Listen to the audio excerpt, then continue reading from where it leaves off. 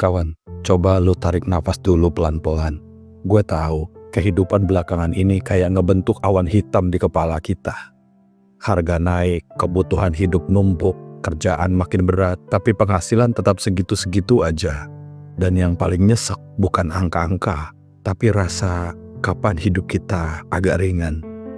Gue ngomong gini bukan dari menara gading, gue ngerti. Kita semua bukan pemalas, kita semua juga bukan bodoh. Kita bukan kurang usaha, kita cuma hidup di masa ketika sistem lagi ruwet tapi manusia dipaksa tetap kuat.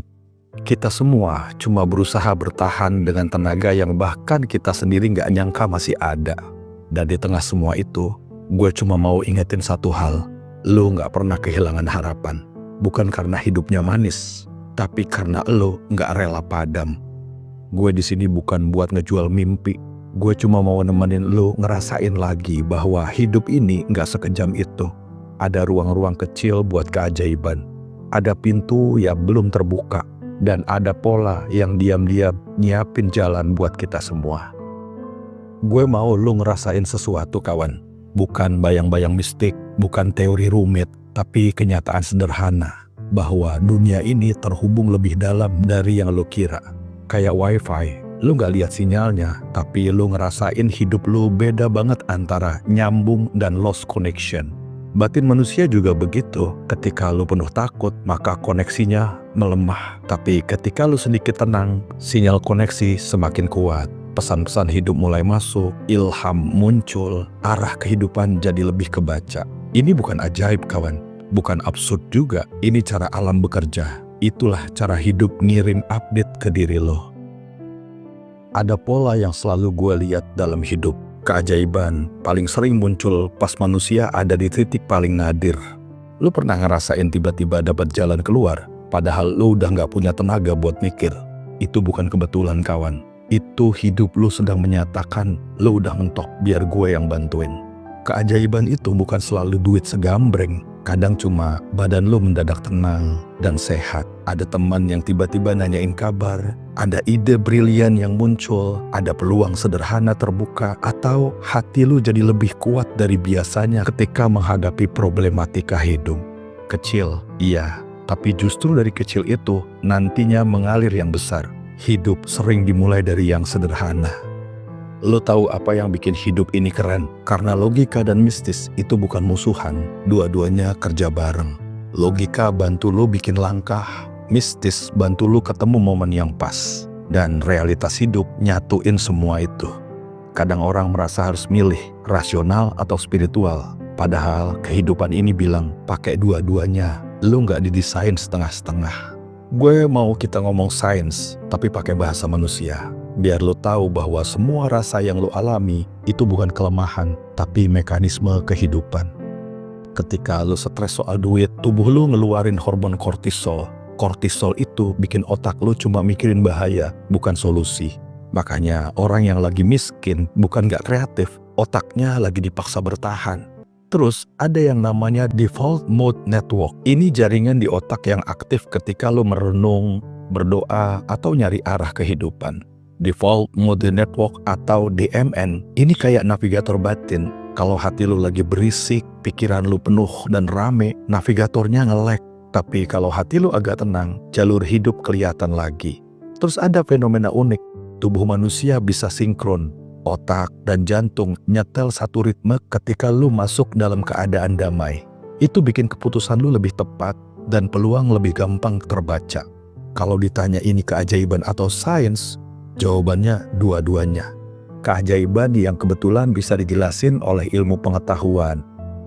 Kawan, kadang kita terlalu fokus pada jumlah, pada angka, sampai lupa pada alirannya. Padahal rezeki itu bukan cuma soal angka-angka di rekening. Rezeki itu arus, gerak, jalan. Kadang alirannya deras, kadang mampet. Dan mampetnya bukan karena lu gak usaha, tapi karena hati lu penuh sampah yang lu gak sadar. Takut berlebihan, khawatir berlebihan, overthinking, malu minta bantuan, ngerasa kayak gak layak. Tapi begitu batin dibersihin dikit aja, alirannya kebuka. Lu lebih peka, lu lebih cepat nangkep peluang, dan dunia lebih gampang nyodorin jalannya. Kita sering ngerasa hidup ini terlalu sepi, padahal kenyataannya lu gak pernah bener-bener sendiri. Ada orang yang mikirin lu tanpa lu tahu. Ada doa dari masa lalu yang masih ngejaga lu. Ada kebaikan kecil yang lu lakukan di zaman dulu yang sekarang kembali ke lu.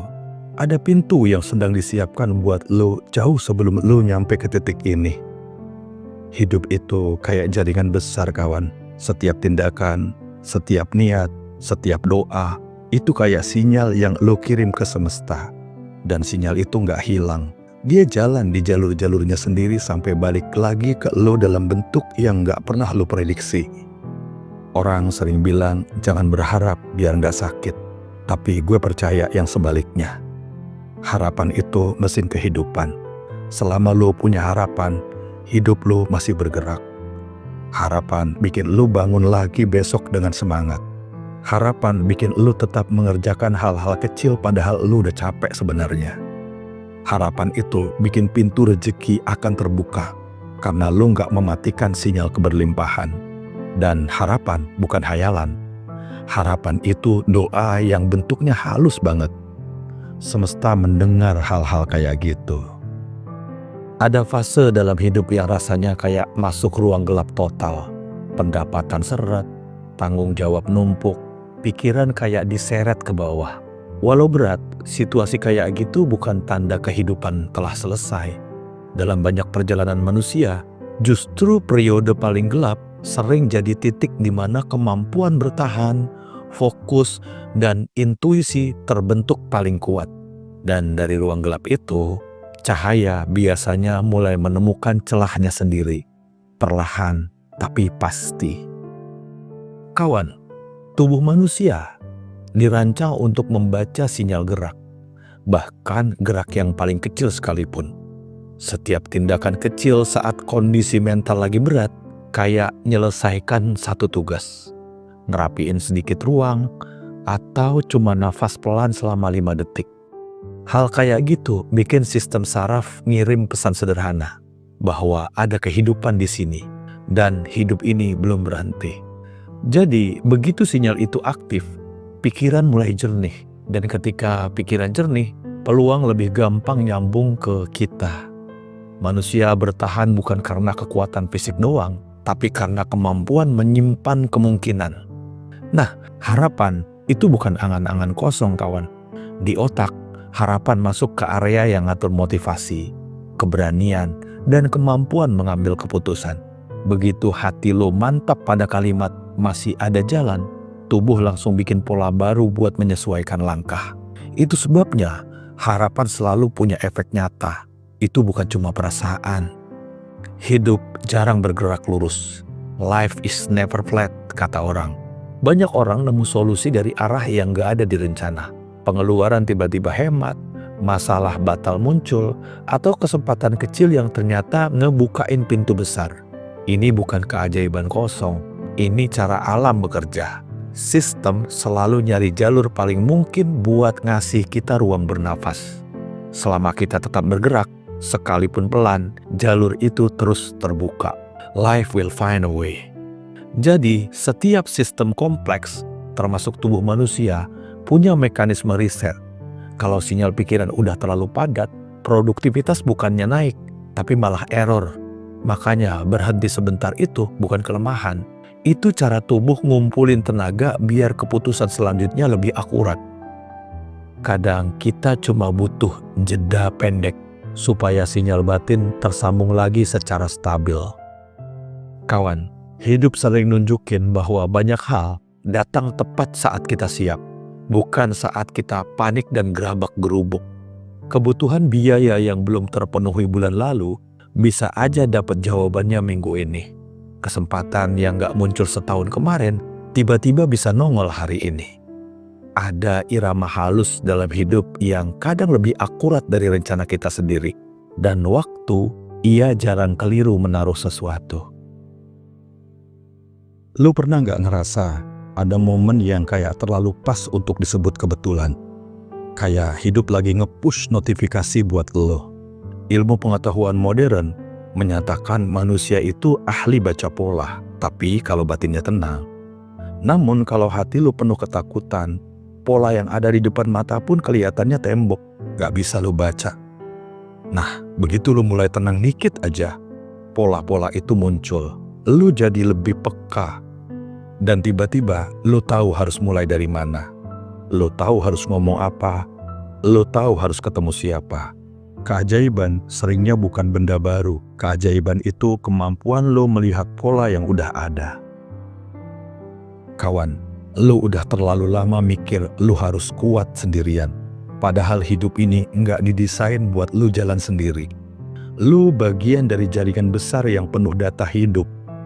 Doa, niat, langkah, keberanian, rasa syukur kecil yang lo kumpulin tiap hari. Dan jaringan itu lagi nyusun alurnya buat lo. Jadi jangan padam, jangan berhenti berharap. Jangan tutup pintu asa, karena bisa jadi lo tinggal selangkah lagi dari bab yang selama ini lo tunggu. Hidup punya cara halus buat ngasih hadiah ke orang yang bertahan.